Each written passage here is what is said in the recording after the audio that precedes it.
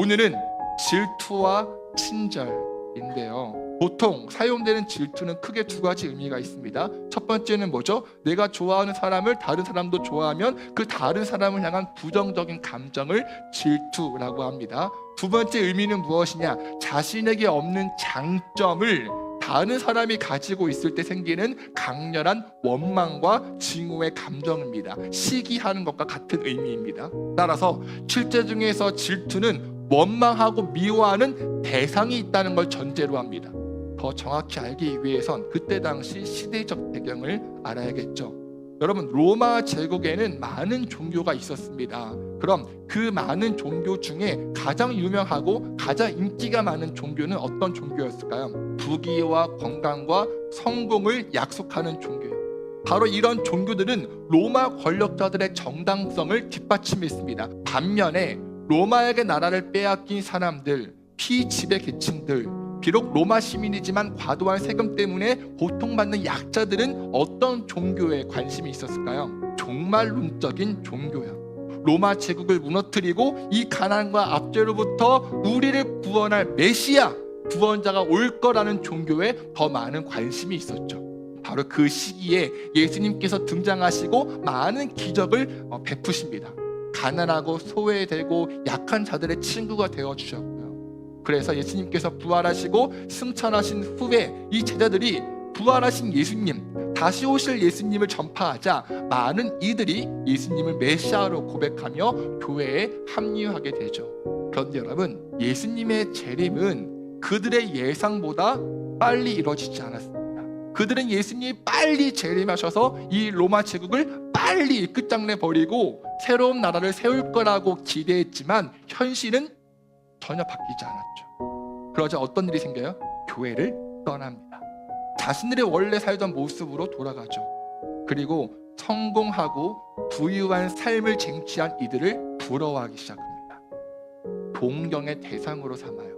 부귀와 성공과 건강을 약속하는 종교의 기웃거리입니다. 바로 이런 시대적 상황에서 교회 지도자들은 알려주기 시작합니다. 오히려 예수님이 어떤 삶을 사셨고 예수님이 가르쳐 주신 이 복음과 하나님 나라는 무엇인지요. 또 교회 구성원들은 어떤 삶을 살아야 하는지 가르쳐 주기 시작합니다. 그 대표적인 말씀이 야고보서입니다. 오늘 우리가 읽은 본문이 야고보서의 핵심인데요. 17절, 위로부터 난 지혜, 즉 하나님에게서 온 하나님 나라의 지혜와 이 땅에서의 지혜를 비교해요. 다시 말해 올바른 성도, 진짜 그리스도인은 하나님 나라의 지혜, 하나님 나라의 가치관을 마땅히 지킨다고. 하지만 아까 말한 것처럼 이 하나님의 지혜를 버리고 세상과 타협했다는 겁니다. 세상의 부와 성공과 명예를 부러워하고요, 그것을 동경합니다. 그걸 얻기 위해 욕심을 부리거나 질투합니다. 그러니 세상으로부터 돌아와 다시 행함이 있는 믿음을 살라고 하는 것이 야고보서의 기록 목적입니다. 여러분, 우리는 어떤가요? 교회는 다니지만 예수님 믿는다고 하지만 하나님의 지혜를 구하지 않고 세상을 부러워하고 있지 않나요? 더 많은 것을 얻고 더 많은 것을 누리고 싶어하는 질투와 이기심의 포로가 되어 있는 것 아닌가요? 근데 더 심각한 문제가 있어요. 그저 세상을 부러워하고 그 가치관을 쫓는 것으로 그치지 않고 교회 안에서 문제를 일으킨다는 거죠. 자, 어떤 문제냐?